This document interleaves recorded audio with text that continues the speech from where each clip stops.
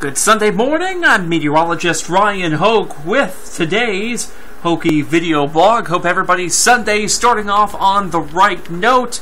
It's been a rainy overnight period. Received up to about a quarter-inch of rainfall here in the metro area, but now we're just left with a little drizzle and mist. I called it this morning on-air mizzle because I slipped up, but believe it or not, that's a word.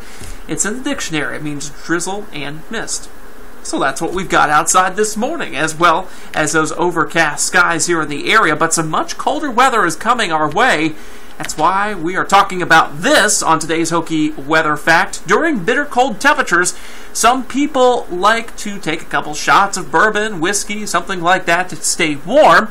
Now, while you may feel warmer when you do this, it is actually decreasing your core body temperature.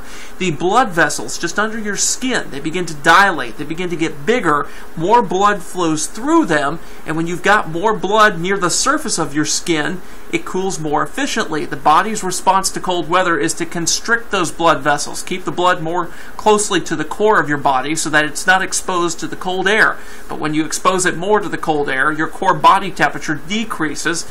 So this is actually not a good idea to drink alcohol during bitterly cold weather to try to stay warm, because it can actually lead to something dangerous, like your core body temperature dropping to a dangerous level. So you can tell your friends you learned that this morning on today's Hokey Weather Fact. Our SkyTrack network of cameras showing this morning the fact that we do have gloomy, overcast skies there this morning. Some drizzle falling in places certainly around the metro area. Those clouds just over our head, around 1,000 feet above our head right now. So yes, they are definitely low clouds out there. Now on the Storm Tracker 3D radar, you'll see off to the south and east. We talked about it this morning, the fact that we may have a resurgence of rain showers down toward Adair County, and boom, there they go. Greensburg, you guys might get in on this, as well as Campbellsville. These showers coming out of West Tennessee right now, and definitely pouring some rain on you folks down there. The rest of us staying pretty dry in terms of the heavier rains this morning, those heavier showers, just kind of that annoying drizzle or mist or mizzle as we talked about. You'll see that most of the rainfall off to the south and east at this time associated with a cold front that came through, dropped temperatures into the upper 30s, and we may drop another degree or two this morning before we warm up into the very low 40s here in the city this afternoon. I've pinpointed a high temperature around 41 here in the metro area. There's the current location of that cold front. You'll see that the area of low pressure that it's stringing from is pretty much well up in Montreal, the Quebec area of Canada, that cold air working in through the day. Here's how it works out on Futurecast. A few of these showers continue moving through areas southeast of Metro Louisville. That's why I put in a 30% shower chance. Now, while we may not see those here in Metro Louisville, 30% of our 29 counties may be affected by this as we go throughout that time frame. A few more waves of these showers move through Campbellsville, Greensburg, down toward Columbia as we go throughout the afternoon, but by tonight they're all gone. Now, while the model does show the clouds clearing out, what it doesn't show is the low-level moisture. That still may be intact as we go throughout your Monday. So, I've made it a mostly cloudy day because I don't think the models are handling this correctly, because the low-level moisture isn't sensed very well. So even though the thicker cloud cover may be over areas of southeast Kentucky, the lower cloud cover is probably going to be entrenched over these areas. Now, I think as we go throughout your Monday, we'll begin clearing things out, and eventually by the afternoon, maybe seeing some sunshine in there. But, in fact, here at 2:30, you can see that this model, the RPM 12 kilometers, actually locked on to the fact that we may still have some low clouds here. This is kind of a new development here, so that's good to see, kind of supporting the forecast. But certainly by the afternoon, the evening hour will begin to clear out. By Tuesday, though, you saw that little line of clouds just here, kind of poking through areas of the Midwest. That's a reinforcing shot of cold air coming down from Canada, believe it or not. A secondary cold front is going to come through dry and relatively cloudless, thanks to the dry air that's already in place. So we're going to be seeing temperatures in the upper 30s on Tuesday with that partly sunny sky. But by Wednesday, we're down into the lower 30s, cold weather in store for your New Year's. But what happens after New Year's? We've been talking about this system that's been doing some waffling on the models. Now, since yesterday when I talked about the slim possibility that this might remain a little more wintry for us, the models have really come into line, as expected, really.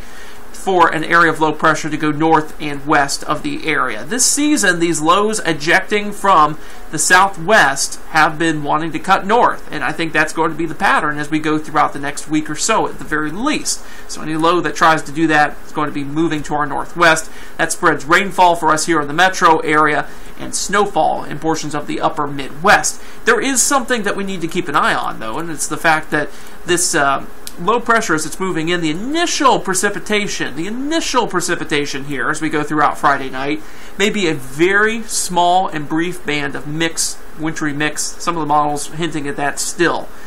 I don't think it's going to be a big deal at this point, but it is something to watch in our forecast as we go throughout the next week or so.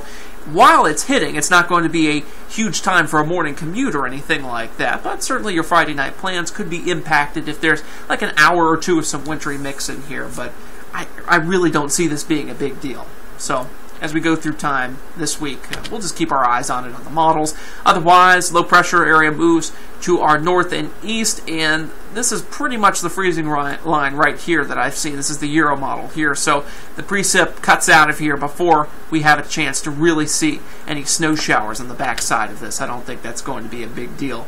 In fact, on the 7-day breakdown, you'll see what I've done with temperatures as we head into the latter portion of this week. 42 degrees for a high temperature by Friday, but I want to back up a little bit toward New Year's. A lot of folks have plans, 30 degrees. The high temperature on Wednesday, I've cut that down a little bit. This reinforcing shot of cold air beginning to become a little clearer now in some of the data that we're seeing. So overnight lows as we head into early Thursday morning as we're ringing in the new year, probably in the mid-20s here in the city, the lower 20s in the suburbs, and then as we go throughout the actual low temperature early Thursday morning, I think we'll be in the low 20s here in the metro with teens.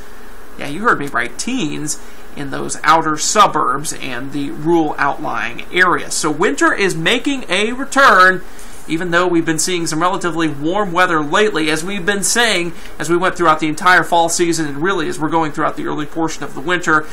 This season is going to feature ups and downs. This is kind of this light El Nino pattern that we're seeing, where you've got the strong subtropical jet, and also we're dealing with the Pacific jet really screaming in toward portions of the Pacific Northwest that's blocking off that bitter cold air from coming in. So we receive shots of cooler air, but they're marginally cold compared to what they've got up in Canada. That's being blocked off right now. So we'll have to see how this pattern evolves as we go throughout the season. I will say for those snow lovers out there, today is December 28th. All right? We are in the first stage of winter here. Do not give up hope yet if you're looking for snow.